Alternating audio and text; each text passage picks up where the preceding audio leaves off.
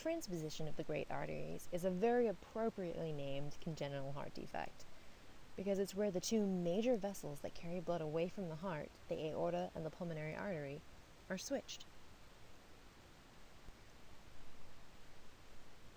Instead of the normal loop that blood takes through the body, there are essentially two separate loops that the blood follows, the body-heart-body, without ever being routed to the lungs for oxygen, or lungs-heart-lungs, without delivering that oxygen to the rest of the body.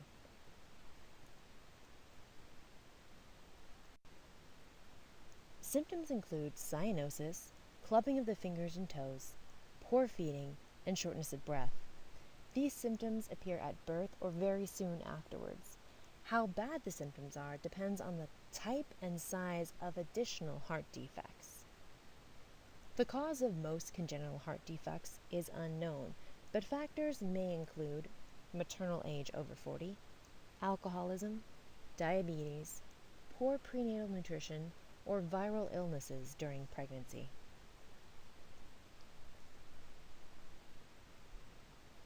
The patient was an African-American female who received her first echo within hours of birth. She weighed 2 kilograms, was 42 centimeters long, had a blood pressure of 78/49, heart rate of 135, and was slightly cyanotic at birth. Her respiration required suctioning, and blow-by oxygen was administered, but no additional intervention was needed. The prenatal diagnosis of TGA remains one of the most problematic during the ultrasound examination. The reason for this is because standard views do not look for the outflow tracts in relation to one another. Fortunately, the patient was diagnosed at her mother's routine 20-week fetal sonogram. There was no family history of TGA or other congenital heart defects, and the mother was negative for the previously discussed risk factors. Many exams and routine tests were conducted on the infant within the course of her treatment. These included cardiac catheterization, chest X-ray, ECG, pulse oximetry, labs such as complete blood count, platelet count, and BUN tests were all completed before every procedure.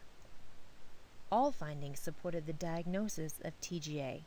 However, the gold standard for diagnosis is echocardiography.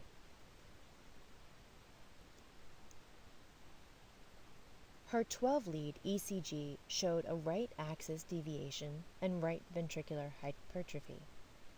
Chest X-ray showed mild cardiomegaly and the abnormal vessel configuration.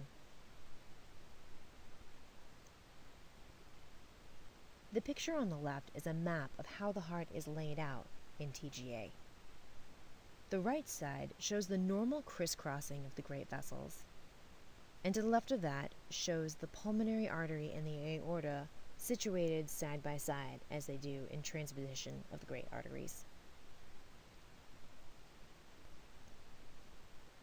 The infant's ultrasounds were all performed using Philips Epic ultrasound equipment with a 12 Hz probe. This first echo was taken on the day of her birth, December 22, 2016. At the bottom left of the image, we see the left ventricle in the parasternal long view. Usually the aorta comes off this ventricle and arches up towards the head and then descends into the body. In this view, we see that the pulmonary artery is coming off the left ventricle because it bifurcates and goes to the left and right lungs. At the top of this screen, we see the right ventricle in an off-axis parasternal long view.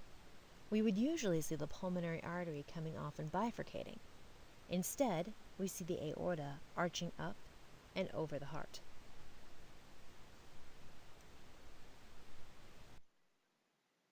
Here, the two great arteries are seen side by side in this off-axis view instead of being crisscrossed. In this apical view, we see a moderately sized ventricular septal defect near the crux of the heart, allowing the mixing of oxygenated and deoxygenated blood.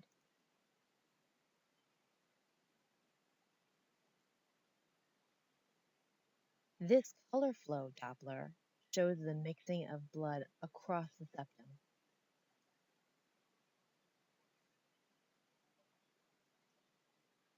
A large patent ductus arteriosus is seen here.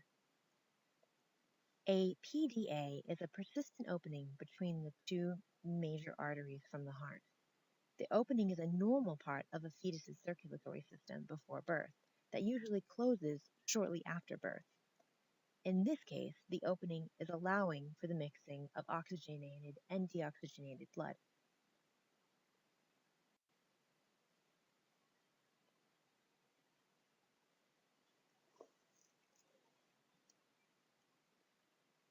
The study also included the finding of a small patent foraminal valley. These findings are fortunately common in babies with TGA. These three additional heart defects. Individual procedural care included the following medications: anticoagulants, iron, due to a deficiency found in her blood lab, lorazepam, used to relieve anxiety before surgery, acetaminophen, clonidine, a hypotensive agent, methadone hydrochloride for the management of moderate to severe pain, prostaglandin, administered until surgery was performed to help maintain that patent ductus arteriosus.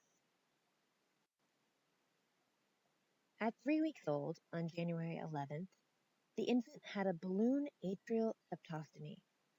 This involves passing a catheter into the right atrium across the patent foramina valley, also known as an ASD or atrial septal defect. Once the catheter was in the left atrium, the balloon was expanded and pulled back through that ASD into the right atrium, enlarging that hole and allowing for even more mixing of oxygenated and deoxygenated blood, as we see in the picture.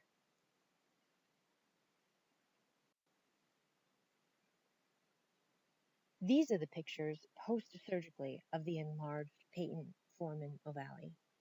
All newborns are expected to have a PFO, which normally closes within the first few breaths of air outside of the womb.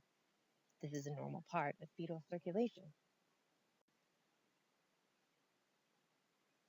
This color flow Doppler shows the now large PFO measuring 5 millimeters and displaying bidirectional blood flow across the atria.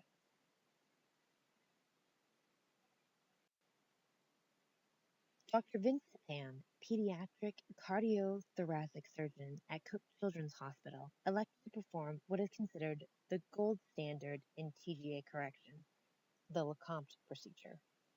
It is an extensive surgery requiring cardiopulmonary bypass and aortic cross-clamping. The aorta and pulmonary artery are cut and then reconnected so they arise from the correct ventricle. The coronary arteries are also relocated so that they receive oxygenated blood from the aorta. At this time, the atrial and ventricular septal defects are also closed. These are same-day post-surgical LeCompte echoes showing the corrected TGA on March 4, 2017. This apical 2D sweep shows the four-chamber view up to the aorta, which now comes off the left ventricle, and sweeps slightly up and over to visualize the pulmonary artery. This is a clear picture of the right ventricle giving rise to the new pulmonary artery that bifurcates to the left and right. Here we see clearly that the aorta is arching up off the left ventricle. The coronaries look slightly echogenic, possibly due to the many suture lines in the area. This subcostal sweep shows the aorta and pulmonary arteries properly placed. Subcostal views are preferred in pediatrics due to the ease of viewing all structures, especially after surgery, which often means bandages are obstructing many views on tiny bodies.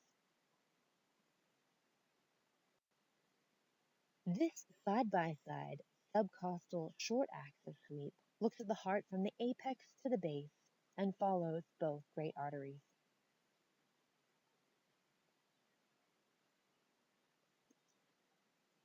This is her most recent echo as of 2 weeks ago at the approximate age of 5 months. I chose this patient because I want to specialize in pediatrics, and transposition of the great arteries is an interesting congenital defect that is fairly rare and very serious. I am lucky to have had hands-on experience working with this infant. Cook Children's Hospital is a regionally renowned hospital in an urban setting with dedicated specialists in echocardiography and surgery. This patient and her mother received the highest standard of care.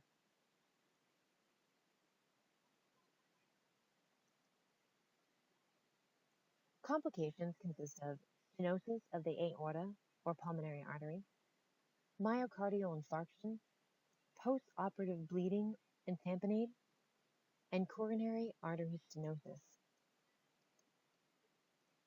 But in experienced hands, the mortality associated with correction of TGA with the Lacan procedure is less than 5%, and if the coronary anatomy is relatively normal, drops closer to 2%. And only about 22% of patients require operation 10 years later. Annual cardiograms are important to monitor her heart. Thank you for listening, and if you'd like more information about TGA, please review these references.